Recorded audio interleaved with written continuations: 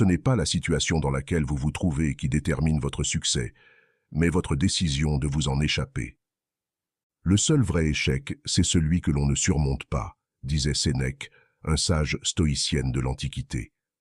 Ce qui fait la différence entre ceux qui réussissent et ceux qui stagnent, c'est leur capacité à se relever, à apprendre de leurs erreurs et à avancer, même quand les obstacles semblent insurmontables. Chaque échec surmonté est un pas de plus vers le succès. Chaque moment de doute devient une opportunité d'apprendre et de grandir. Si vous acceptez que la stagnation n'est qu'une illusion et que le changement est toujours à portée de main, alors vous commencerez à voir des possibilités là où vous ne voyiez que des barrières.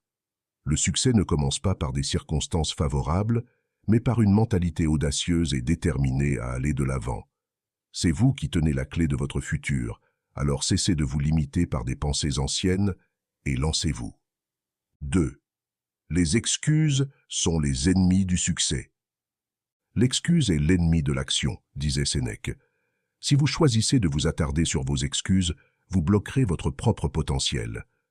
Mais si vous apprenez à agir malgré elles, vous découvrirez que vous êtes beaucoup plus capable que vous ne l'imaginez. L'une des raisons pour lesquelles beaucoup de gens restent coincés dans la stagnation, c'est qu'ils se trouvent constamment des excuses. Je n'ai pas assez de temps. Je n'ai pas assez d'argent. Je ne suis pas assez instruit. Ces excuses sont souvent des murs invisibles que l'on dresse autour de soi, des barrières qui empêchent d'avancer, mais qui n'existent que dans notre esprit.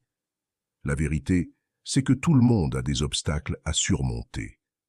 Que ce soit des problèmes financiers, un manque de temps, des défis personnels ou des doutes intérieurs, ces obstacles font partie de la vie de chacun. Ceux qui réussissent ne sont pas ceux qui n'ont pas d'obstacles, mais ceux qui choisissent de ne pas se laisser définir par eux. Ils voient les mêmes difficultés, mais ils choisissent de les transformer en tremplin plutôt qu'en mur. Voyez-vous, prenons l'exemple de Thomas Edison, un homme qui a échoué des milliers de fois avant de réussir à inventer l'ampoule électrique. Quand il a été interrogé sur ses nombreux échecs, il a répondu « Je n'ai pas échoué. J'ai juste trouvé 10 000 manières qui ne fonctionnent pas. » Edison ne s'est jamais laissé paralyser par ses échecs. Au contraire, chaque obstacle qu'il rencontrait devenait une occasion d'apprendre et de trouver une solution.